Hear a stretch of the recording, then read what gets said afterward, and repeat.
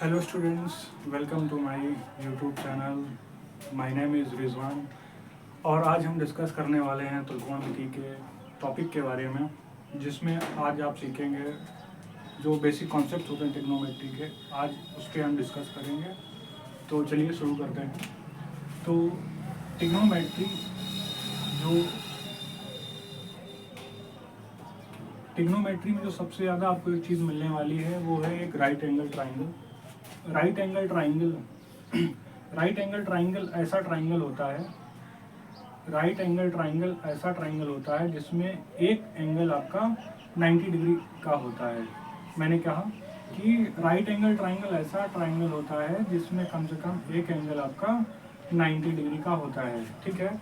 और right angle triangle में और क्या होता है, देखिए अभी आपको पता है कि ट्राइंगल में 3 एंगल्स होते हैं और तीनों एंगल्स का जो सम होता है वो 180 डिग्री के बराबर होता है। आपको ये पता होगा। इसमें 3 एंगल आपको दिख रहे हैं, एंगल 1, एंगल बी और एंगल सी।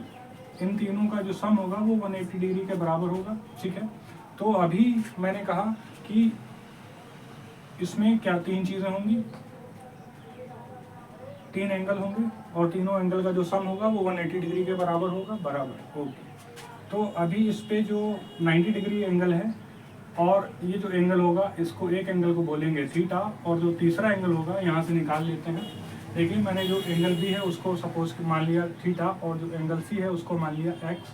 तो यहाँ पे सी का एंगल कितना निकल के आएगा, जो हमारा एंगल ए है वो है 90 डिग्री और एंगल जो बी है वो है थीटा और एंगल सी को हमने एक्स माना है और ये 180 के बराबर है।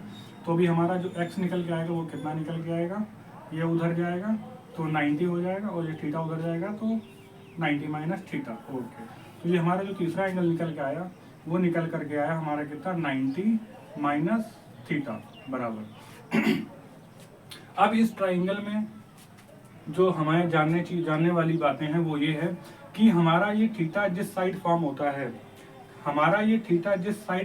है उस साइड को बोलते हैं बेस और डिनोट करते हैं बी से। ओके, और इस थीटा के जो सामने वाली साइड होती है उसको बोलते हैं अपन परपेंडिकुलर और डिनोट करते हैं पी से। ओके, और इस ट्राइंगल की जो सबसे लंबी साइड होती है उसको बोलते हैं हाइपोटेनस और डिनोट करते हैं एच से। यहाँ तक क्लियर। अभी आगे बढ़ते हैं। तो अभी इस ट्राइंगल के थ्रू अपन कुछ चीज़ें जानते हैं जो अपन ने पढ़ा होगा, साइन कॉस टैन, उसके बारे में जान लेते हैं। तो हमारे पास अच्छा यहाँ पे जो सबसे फोकस करने वाली बात है वो ये है कि हमारा जिस साइड ये थीटा रहेगा उसी साइड को बेस बोलेंगे और उस थीटा के सामने वाले को परपेंडिकुलर, और सबसे लंबी साइड होगी उसको अपन हाइपोटेनस बोलेंगे। ओके, तो अभी अपन जानने वाले हैं साइन कॉस और टैन के बारे में। तो देखो अपन ने याद करने के लिए साइन थीटा, कॉस थीटा और टैन थीटा, इसको याद करने के लिए सबसे जो एक ट्रिक है वो है पंडित बद्री प्रसाद हर बोले। देखो ऊपर से आप चलोगे साइन थीटा, कॉस थीटा और टैन थीटा, जो आपका परपेंडिकुलर अपॉन हाइपोटेनस होगा वो होगा साइन थीटा, और जो बेस अपॉन हाइपोटेनस होगा वो होगा कॉस थीटा, और जो आपका बेस परपेंडिकुलर अपॉन बेस होगा वो होगा आपका बेस अपॉन हाइपोटेनस और परपेंडिकुलर अपॉन बेस।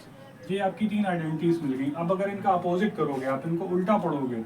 उल्टा कैसे किया, उल्टा मैंने बोल दिया H B upon P B P. तो अभी यहाँ से क्या हो गया, अभी यहाँ सारी चीज़ें उल्टा हो गई, गेन बदल गया, जज्बात बदल गया, ये सिस्टम भी उल्टा हो गया। तो हाइपोटेनस अपॉन परपेंडिकुलर इसको बोलेंगे cosec theta. Cosec theta is equal to hypotenuse upon perpendicular, और क्या है हाइपोटेनस अपॉन बेस, बेस इसको बोलेंगे sec theta. Sec theta is equal to hypotenuse upon base, और जो आपकी छठवीं आइडेंटिटीज होती है वो होती है बेस अपॉन परपेंडिकुलर, जिसको बोलते हैं cot theta. Cot theta is equal to base upon perpendicular. यहाँ तक बातें क्लियर हुई। ये छह आइडेंटिटीज आ गई। इसके बाद अपन बात करते हैं, ये जीवन में सबसे जो इनको याद करने के लिए आपको बस माइंड में यही रखना है कि पंडित बद्री प्रसाद हर हर बोले, पंडित बद्री प्रसाद हर हर बोले, ये आपको याद रखना है। तो ये रटने की जरूरत नहीं पड़ेगी। अभी अपन आगे बात करते हैं इसके पाइथागोरियन थ्योरम पे। वो क्या होता है?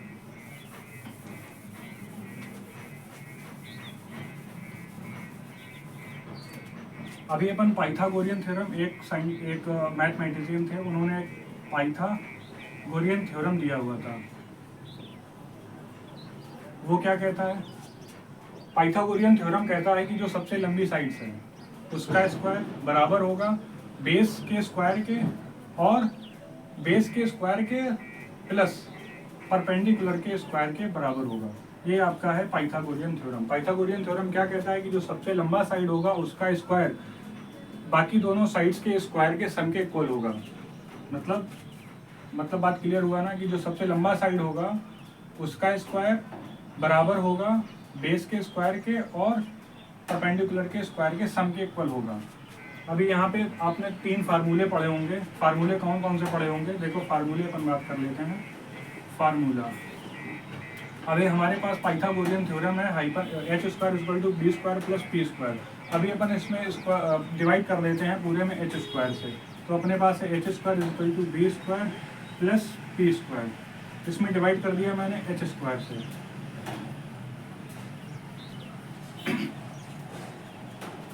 ये एच स्क्वायर बराबर 1 हो गया। ये देखो याद करो, बी अपॉन एच, ये साइन था, ये कॉस था, ये टेन था, कॉस टेन। तो B upon H cos theta, cos square theta plus P upon H sine theta, sine square theta. ये आपका पहली आइडेंटिटी मिल गई। ठीक है, अभी अपन दूसरा क्या करते हैं? अभी हमारे पास फिर से वहीं आते हैं, एच स्क्वायर इक्वल टू, ये नंबर फर्स्ट, नंबर सेकेंड पे आ रहे हैं अपन, H square B square plus P square. अभी अपन इसमें बी स्क्वायर से डिवाइड कर देते हैं। B square is equal to B square plus P square upon B square. ठीक है, एच अपॉन बी कॉस का उल्टा sec square theta, sec square theta is equal to B, ये 1 हो गया। P upon B tan square theta plus tan square theta, P upon B tan square theta. ये आपकी दूसरा फार्मूला हो गया। अभी तीसरा फार्मूला देख लेते हैं, H square equal to B square plus P square. ठीक है, अभी अपन डिवाइड करते हैं परपेंडिकुलर से। तो क्या होगा?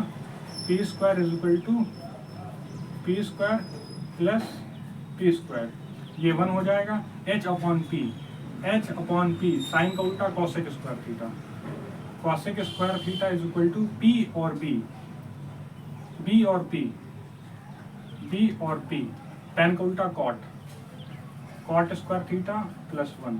ये आपके 3 फार्मूलाज बन गए। इनको रटना नहीं है, याद नहीं करना है, बस ये जो बताया मैंने प्रूफ भी करके दिखाया कि ये फार्मूले आते हैं तो कैसे आते हैं।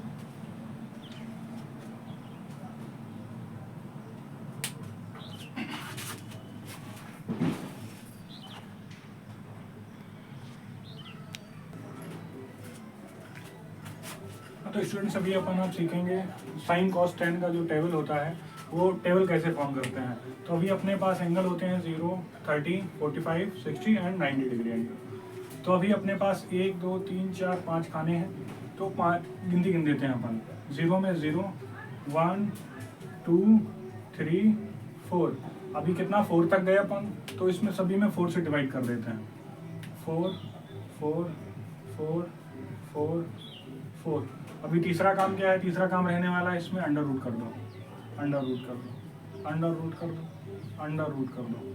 अभी आपको पता है कि 0 ऊपर लगा हुआ है, उसके नीचे आप कुछ भी लिख रहे हो 0 को छोड़ के, तो उसका जो वैल्यू आएगा वो 0 ही आएगा। ठीक है, तो अभी इसका क्या करोगे? 1/4 अंडर रूट 1/4 1/2 इंटू 2, 2 से रूट कट जाएगा, वैल्यू आएगा 1/2। तो ये आएगा 1/2, ये क्या है 2/4,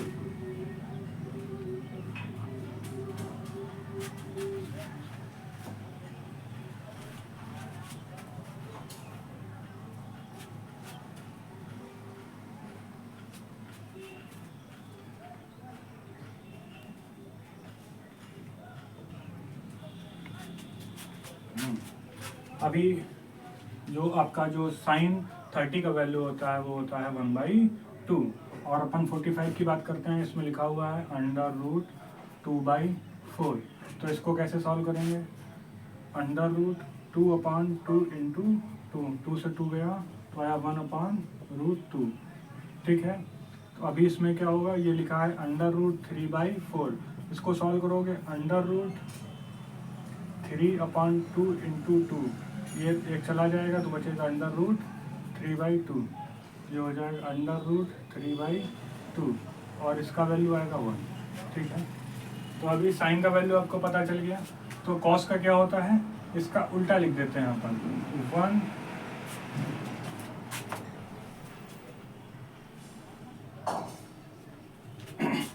तो जो cos 0 का होगा वो होगा 1, और जो cos 30 का होगा वो होगा √3/2 1/√2, और इसका हो जाएगा 60 का 1/2, और cos 90 का हो जाएगा 0।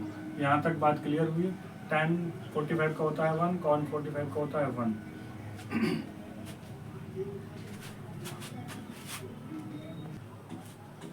तो यहाँ तक की बात क्लियर हो गई होगी आपको।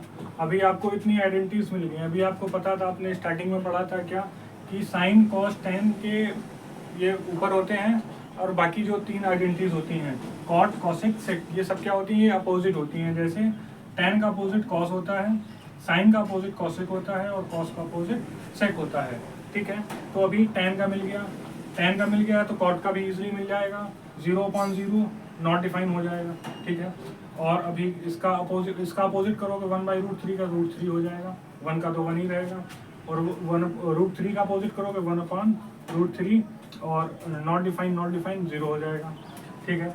अभी ये कॉसिक की बात आई। कॉसिक आपको पता है साइन का अपोजिट होता है, साइन का अपोजिट होने की वजह से इसमें 0 मतलब अपोजिट होता है, मतलब उल्टा होता है, तो 0/0 नॉट डिफाइन हो जाएगा, और 1/2 का 2 हो जाएगा, 1/√2 का √2 हो जाएगा, √3/2 का 2/√3 हो जाएगा, और 1 का 1 ही रहेगा, ठीक है। अभी बचा आपका सेक का। सेक किसका अपोजिट होता है? सेक होता है कॉस का। तो इसका क्या हो जाएगा, 0 डिग्री का, कॉस का देखो कहाँ है, कॉस का 1, इसका अपोजिट 2/√3, और क्या है ये cos 45 1/√2 होता है ना। अपोजिट करोगे √2 हो जाएगा, 60 cos का देखना है ना पर, तो 2 हो जाएगा, 0/0 नॉट डिफाइंड, 0/0 नॉट डिफाइंड, ठीक है। आई होप यहाँ तक आपको सबको समझ में आया होगा। Thank you very much.